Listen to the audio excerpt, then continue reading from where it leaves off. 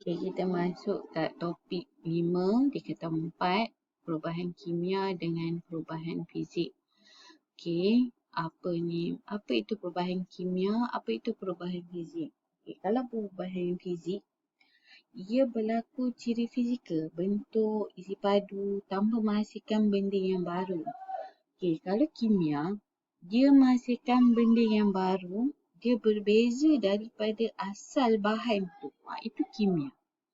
Okay, lepas tu fizik ni, dia perubahan dia sementara je. Dia boleh tidak balas adalah berbalik. Maksudnya, kalau dari dia pergi bertukar ke pepejan, dia boleh bagi ke cecair semula. Okay.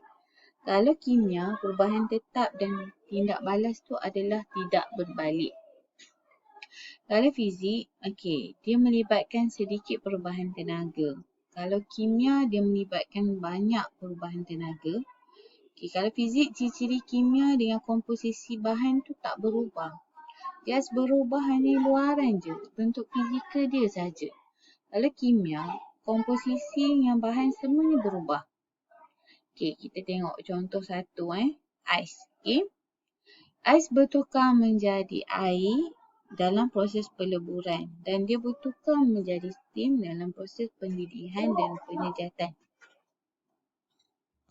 Okay, kita tengok ais Lepas tu, dia bertukar menjadi air. Tengok dekat rajah air. Lepas tu, dia akan jadi H2O lah. Kemudian, dia bertukar menjadi steam semula. Jadi, sifat ni berbalik. Daripada steam, dia boleh tukar jadi cair, dia boleh tukar jadi pepejan. Lepas tu, tiada pembentukan bahan baru. Komposisi bahan tu tidak berubah. Dan, tindak balas tu dia berbalik. Daripada gas, dia boleh jadi cecair, dia boleh jadi pepejan. Ini adalah perubahan fizik dengan perubahan kimia. Okey. Contoh lagi. Apa ni? Kita tengok melarutkan pepeja ke dalam air. Perubahan fizik kan. Macam mana kita larutkan gula dengan garam menjadi larutan gula dan garam. Kemudian Kemudian tiada pembentukan bahan baru berbentuk dan tindak balas tu boleh jadi berbalik. Maksudnya garam tu bila jadi larutan kita boleh panaskan dia jadi larutan garam balik. Sama juga dengan gula. Bila dia jadi air gula, bila panaskan balik dia jadi gula. Okey. Tak jadi macam gam. Okay, contoh kat sini lah. Nampak dalam slide ni kan. Larutan gula. Yes. Gula garam. Okay. Piring pepejan dengan ni. Dibiarkan sejuk. Air tersejak dan hablu garam tanpa warna akan terbentuk. Tiada pembentukan bahan yang baru. Komposisi bahan juga tidak berubah. Dan tindak balas ni adalah berbalik. Okay. Contoh pemanasan hidroksid iodin dalam bekas yang tertutup. Okey, kita panas je kan.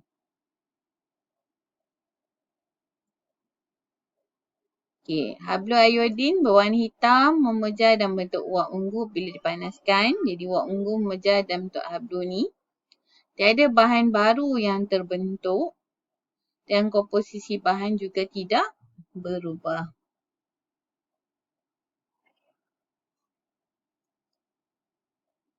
Okay. Kalau perubahan kimia, kita tengok perubahan kimia, tindak balas natrium dengan air.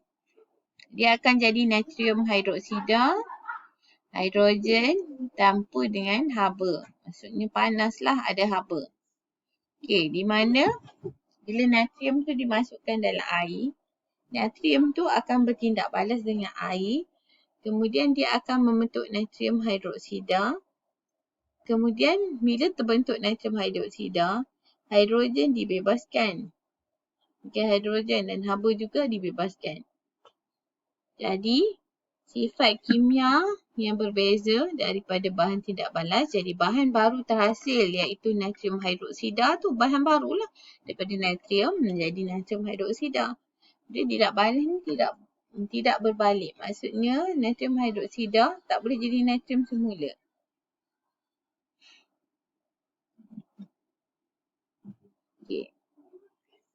Contoh lain adalah di mana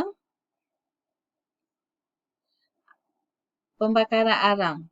Okey, arang campur oksigen sama dengan karbon dioksida jadi debu. Tu dia tak boleh jadi arang semula. Api yang dibakar kan.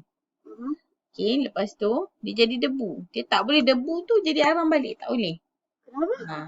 Sebab dia berlaku tindak balas kimia di mana berlaku perubahan kimia dan perubahan bentuk yang lain, sifat baru yang lain. Jadi dia tak bolehlah berbalik. Okey, contoh lain, kita bakar besi dengan sulfur. Okey, besi campur dengan sulfur dia jadi besi sulfida. Bila dipanaskan ada tindak balas haba, jadi akan berlaku tindak balas besi dengan sulfur. Dia akan jadi besi sulfida apabila dikenakan haba. Jadi, tengoklah besi akan tertarik pada magnet. Tapi besi sulfida ni dia tak tertarik pada magnet sebab dia dah jadi besi sulfida. Dia dah jadi benda yang baru. Bukan benda yang lama. Lepas tu hasil tindak balas ni dia mempunyai sifat kimia yang berbeza. Kenapa sifat kimia yang berbeza? Sebab contoh pertama tadi besi tu dia tertarik pada magnet. Tapi besi sulfida tak tertarik pada magnet. Itu sifat kimia yang berbeza lah.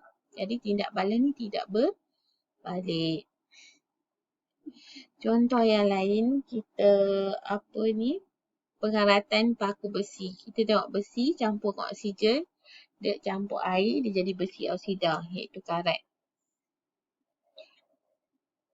Okey. Besi dia permukaan awal-awal dia berkilat. Tapi bila dia berkarat warna dia coklat dia dah bertukar bentuk yang lain dah.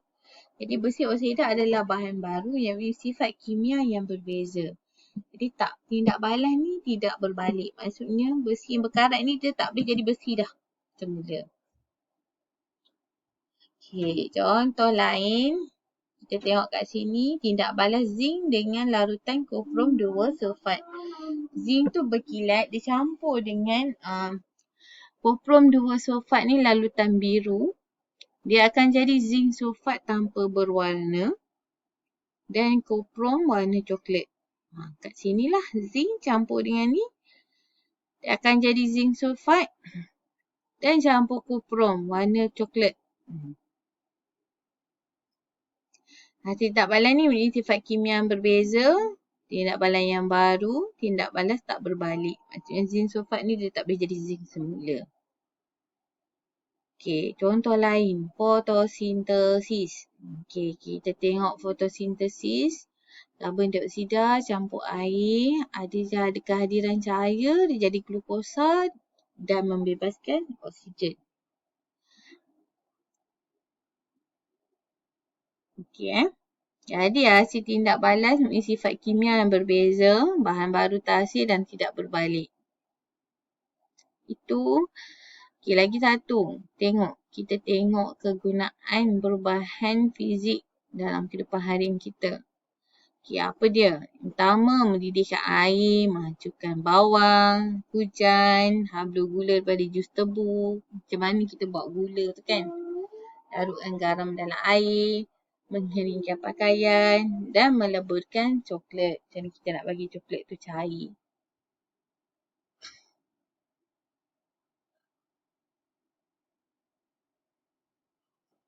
Okey, kita tengok kepada perubahan kimia dalam hidupan harian. Bakaran minyak, pengaratan besi, uraian makanan, respirasi. Kita setiap hari bernafas, mengambil oksigen, membebaskan karbon dioksida, respirasi. Penguraian makanan, kita selalu makan. Bila makan, makanan tu dicerna menjadi benda yang ringkas. Itu penguraian makanan. Pengaratan besi pagar. Bila besi tu terdedah dengan udara, oksigen, dia akan berkarat. Bakaran minyak. Okey, kita naik motor. Minyak tu akan bertukar lah. Masak nasi. Kita masak nasi daripada beras jadi nasi. Goreng ikan daripada ikan mentah jadi ikan masak. Tak boleh jadi ikan masak jadi ikan mentah balik. Tak boleh. Itu kimia.